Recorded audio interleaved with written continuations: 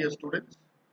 In this particular video, we will discuss about dismissals, downsizing, and then also talk about employee retention, turnover, and then we'll come into the different strategies that can be used to retain employees. So, what do we understand by dismissal?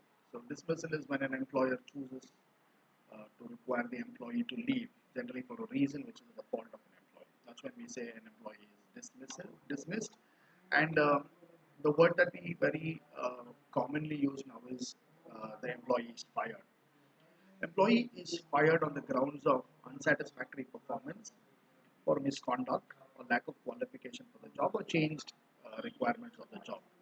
For all these reasons, the employee is asked to leave before the contract ends, and then very often there is a severance package that is also given as a compensation to the employee to make sure that he's able to find something on his own with that compensation as such. Layoff and retrenchment is something that we also need to understand in this context as a reason uh, where an employee leaves the organization. Layoff is a temporary refusal of work. Wherein an organization which was having an employee working in the organization doing a certain job, now because of the changing economic conditions, because of a recession or because of a change in the industry dynamics, there is a shortage in terms of consumer demand. What happens is automatically production gets stalled. So when an organization is unable to give its employee sufficient work, when there is a situation when employees are in a surplus and the organization is unable to give them meaningful work or enough work, that is when the organization cannot continue to keep those employees. That is when they temporarily ask them to leave. This is called a layoff. Retrenchment, on the other hand, is a permanent refusal of work. Retrenchment is where an employee is dismissed or fired or punished and asked to leave the organization as a disciplinary action for having not adhered to the rules and the policy or any related job instruction of the organization. Two other terminologies that we need to understand is downsizing and right sizing. Many organizations which have an excess of labor, or where they realize that they want to really trim the workforce, make it more effective, make it more agile, make it more efficient, right? And the reasons could be the changing dynamics of the business industry. They want to make it more competitive, or there is technology or some sort of a restructuring that has happened within the organization, wherein in the current situation with the kind of requirement and the changes that we made, the number of employees who were there with us earlier may not be required to continue work in the organization, and that is when the organization decides that they want to downsize. So downsizing is a permanent reduction of a company's workforce through the elimination of unproductive workers or divisions. So wherever we feel that employees are excess, or there are certain activities or jobs in the department that we feel are redundant and not productive anymore, that's where we downsize. Right sizing is the process of restructuring. Where an organization is going through a restructuring process, they are uh, delayering the organization, or creating, bringing in a certain sort of robustness and agility into the organization, where they try to revamp the entire organization structure, revamp the hierarchy, revamp the departments. When a certain sort of restructuring happens to enable the structure to support the strategy of the organization, right sizing is bringing in the right number of employees. Sometimes it can lead to downsizing and reallocation, reassignment, realignment of the workforce, and reassignment of job responsibilities also happens during the right sizing. Right now, when an employee leaves the organization, especially mostly in the case of a voluntary resignation, in the case of a layoff, in the case of an employee dismissal, in the case of a retrenchment, the organization knows the reason why the employee is leaving. But in the case of a voluntary resignation, where an employee was thought to be working for the organization, and the organization believed that this employee is a prospective employee, or an employee who will continue to work and will not have the intention to leave, right now suddenly puts in his papers and wants to resign. So the firm wants to know, the HR professional, the organization want to know the reason why this employee is leaving. And that is where we plan for an exit interview. Exit interview is an interview that is conducted for an employee who has put in his papers and is wanting to leave. So these are the stages of how it can be done. We plan the interview carefully, and then without talking much about the reasons behind it, we tend to get to the point wherein we as an organization want to know whether is there something that the organization has gone wrong with. Have we done something wrong? Or was the reason for leaving, or that usually an employee leaves because he is unhappy with the supervisor, the leader, the policy, or with the emoluments. So whatever be the reason, it is important for an organization to find out that this is the reason, right? And also to know whether this reason was earlier expressed in some form or in any other way, wherein the organization, did not take notice, or whether the organization's authorities were negligent of it. So we need to understand all of that. So describe the situation. So maybe ask the employee to narrate one or two incidents, listen to the employee fully without being judgmental, and then finally, since the employee has made a decision, you wish the employee the very best for his future or for her future, and then you decide to work on the severance package, and then you try to see what feedback you can take from this interview, what corrective measures and actions you can take, so that you make sure that good employees and employees who were considered to be prospective employees, and those who were considered to be good talent for the organization will not leave. So henceforth, good talent should not be leaving. So attrition within the organization should be reduced, and good talent must be retained within the organization. So the exit process sometimes will also include the outplacement counseling. So sometimes practical and psychological assistance is given, and this is mostly in the case of those employees uh, who are laid off, or those who have been retrenched because of the reason of an organization, because the organization did not have work to give them, and that is why they were asked to leave. So it affects when an employee loses his or her job, it affects them. So that is where the firm should be able to come to a position where they are able to help, guide, um, counsel them, and also identify opportunities where they can go using their networking connections, using their references. See where if they are able to find that there is a job that they can place these employees, or ask them to go and attend those interviews, or find an opportunity for them, it should be done. And then, as I told you, an exit interview definitely needs to be conducted to for those employees who are voluntarily resigning, so that we are able to get to the root of the problem and uh, find out what corrective measures and actions that can be taken to make sure that good employees do not leave the organization. Right. So managing turnover and retention is a tremendous challenge. Right. There is attrition in almost every industry, but in certain industries and certain organizations, attrition could be very high. You always need to compare your attrition rate with that of the industry attrition rate. If the industry attrition rate is greater than your organization's attrition rate, then that's not a reason to worry. But if your organization's attrition rate is much greater than the industry rate, then that is a cause of worry, because which means employees are leaving your organization in much more greater numbers than what they are doing with your competitors. So employee turnover is the proportion of your workforce who leave during a particular period of time. The number of employees who are resigning or quitting because of several reasons other than layoff and other than retrenchment. So what are the reasons for employees to quit work? One is employee dissatisfaction, or there are better alternatives and prospects for them. They get an opportunity to work with a competitor at a higher pay, higher package, and with a higher position. It could be a planned change as well. Some employees also plan and say that they would want to work in this organization for a certain period, and they want to make a move. They don't want to get stuck in one particular place. And fourthly, very often it could be because of a bad experience. It could be a conflict with teammates. It could be a conflict with the supervisor or the leader, right? Some clashes, some reason of friction or conflict within the organization, and if it has led to a very bitter experience, then the employee definitely makes that decision to leave.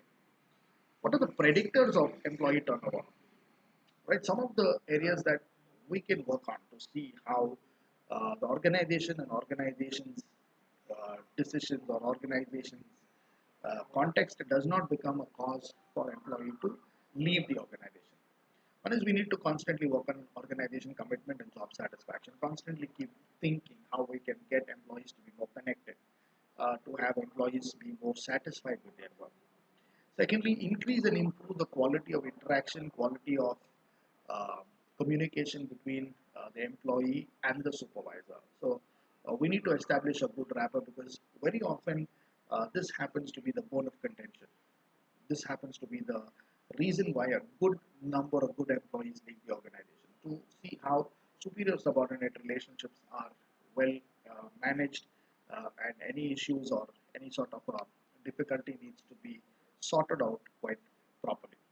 Third reason is role clarity. When an employee is unclear about his or her role and job, and feels stuck in a situation or is unable to know what exactly to do, or there is no unity of command, there is no proper unity of direction, and if there is role, absolutely no role clarity or role ambiguity in question, all of this could lead to an employee feeling dissatisfied or upset about the nature of work.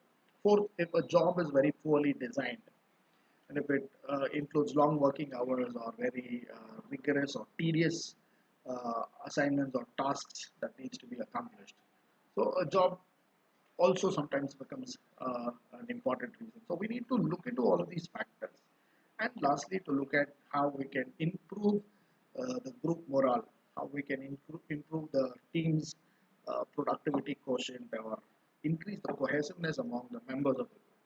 So a lot of team building activities, a lot of interesting exercises must be taken up so that the team is able to bond well, is able to come together, and the leader of the team has to play a very important role in keeping his flock or her flock together, right?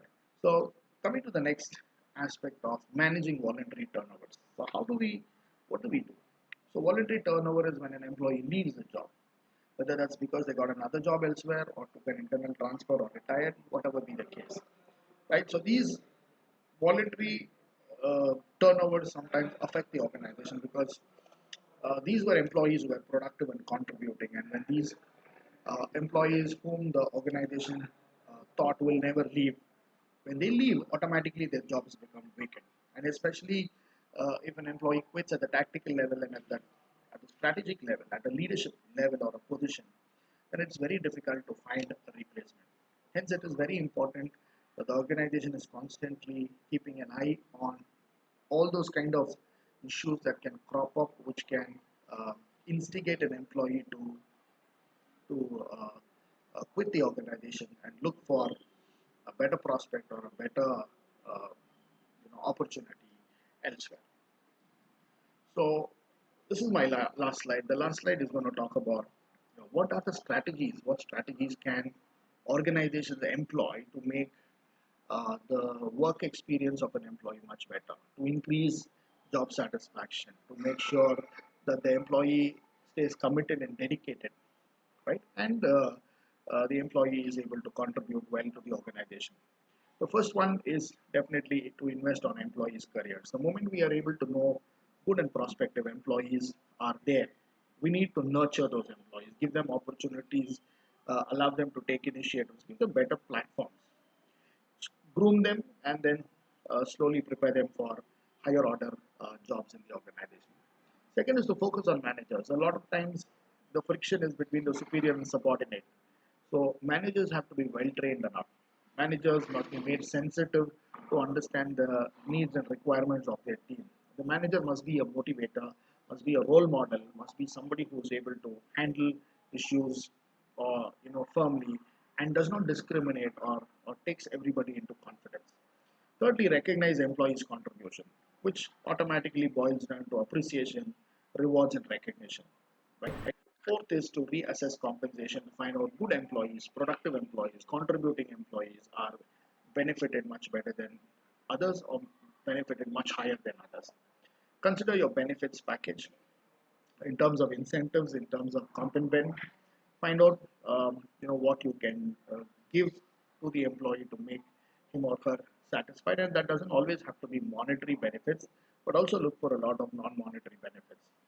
Sixth is to be able to allow a good amount of flexibility in terms of creating a work-life balance, so that The work does not become too pressurizing, work does not become too stressful, allowing for a proper balance between personal life and professional priorities of an employee. Seventh is to create pathways for growth. So, to have a proper career planning and development program, to be enabling to identify where good talent can be utilized in the organization in the future, right? We need to work on organization culture because that's what uh, possibly gets felt within the organization when employees have to come together, understand the organization, and work towards what is right, and be able to connect and bond well and be able to absolutely align themselves with a sense of belonging to the organization. The next aspect is to prioritize hybrid and remote options. Wherever possible, flexi time, flexi tour, work from home, remote work options, all of this can be considered. We need to consider, right? So allowing the employees a greater amount of balance in terms of what can be done. Focus on flexibility, allowing employees, giving employees the flexibility in terms of work schedules, in terms of job, right? So not being too very rigid with deadlines and schedules, but giving enough of time and opportunities and resources for employees to be able to execute their responsibilities and the tasks that they have undertaken to the best possible way. So giving employees the tools for success in terms of training, in terms of resource, in terms of coaching, in terms of mentoring, and then finally being able to support employees' well-being. Constantly looking out for areas and reasons where we can help an employees to do well, right? So if we are able to consider these uh, areas and focus on making the employee the most important person in the organization and doing everything possible that enables an employee to connect well with the organization's strategy, to be aware of his or her job, to be able to accept responsibilities from their superiors and then be able to uh, complete the task and be accountable to the manager and to the organization, and then having a wonderful time in the organization, considering the organization like a second home, and everything should be done in a happy and in a very meaningful and a productive manner, where everybody should have the sense that they are contributing to the growth and productivity of the organization. When they are, when they have that sort of a feeling, then automatically firms don't have to really try hard to retain employees, because employees who consider themselves who consider themselves as those who can contribute well, and those who feel that they have a sense of gratitude and a sense of giving back to the organization is there. And those are employees who will stay dedicated, committed, and loyal to your organization. Thank you.